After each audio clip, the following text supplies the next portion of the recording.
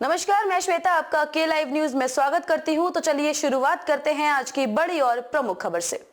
पुरानी बातों को भूल जाओ, अजीत पवार के साथ रैली करो, बीजेपी नेताओं से फडणवीस की अपील। राकांपा प्रमुख शरद पवार की बेटी सुप्रिया सुले को हराने के लिए भारतीय जनता पार्टी हर संभव कोशिश कर रही है। महाराष्ट्र के उप मुख्यमंत्री देवेंद्र फडणवीस ने भाजपा नेताओं को हिदायत देते हुए कहा कि वे उप मुख्यमंत्री अजीत पवार के साथ उनके मतभेदों को बुलाकर एक साथ रैली करें। फडणवीस ने पवार के गढ़ को हिलाने के लिए स्थानीय पार्टी नेताओं से यह अपील की है। पिछले 3 चुनाव में भाजपा शरद पवार के गढ़ बारामती को हिलाने में असफल रही है। बारामती से शरद पवार की बेटी सुप्रिया सुले सांसद हैं। इस बार यहां से खानदानी लड़ाई देखने को मिलेगी। दरअसल अपने चाचा शरद पवार से अलग होकर एनडीए में शामिल होने वाले अजीत पवार के नेतृत्व वाली राकांपा बारामती लोकसभा सीट पर मौजूदा सांसद सुले के खिलाफ चुनाव लड़ेगी। अजीत पवार की पत्नी सुनेत्रा पवार का अपने पति की चचेरी बहन से मुकाबला करना लगभग तय है। हालांकि शिवसेना और बीजेपी नेताओं से पुरानी दुश्मनी अजीत पवार के लिए चिंता का कारण बन गई है। शरद पवार के खिलाफ वर्चस्व साबित करने और पार्टी पकड़ बनाए रखने के लिए अजीत पवार इन दिनों बड़ी चुनौती का सामना कर रहे हैं। हालांकि उनके एनडीए सहयोगियों ने मदद का हाथ आगे बढ़ाया है। एनडीए साझेदारों ने सबसे पहले महादेव जानकर के नेतृत्व वाले राष्ट्रीय समाज पक्ष आरएसपी को गठबंधन में वापस लाने में कामयाबी हासिल की है। वह शरद पवार के जरिए विपक्षी इंडिया गठबंधन की ओर बढ़ रहे थे।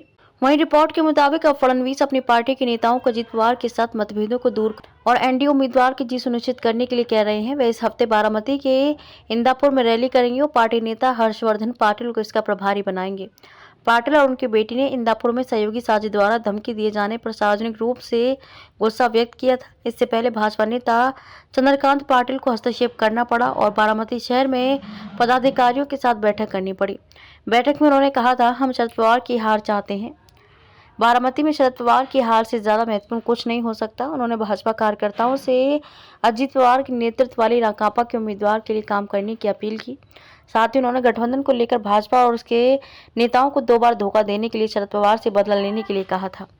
इस बीच एनडीए नेता शिवसेना के पूर्व विधायक विजय शिवतारे को मनाने में विफल रहे। पुरंदर से पूर्व शिवसेना विधायक शिवतारे ने घोषणा की है कि वे राकांपा संस्थापक शरद पवार के परिवार के गृह क्षेत्र बारामती से एक स्वतंत्र उम्मीदवार के रूप में लोकसभा चुनाव लड़ेंगे। उन्होंने कहा, मेरे खिलाफ पार्टी की कार्यवाही के बावजूद मैंने बारामती सीट से लोकसभा चुनाव लड़ने का फैसला किया है।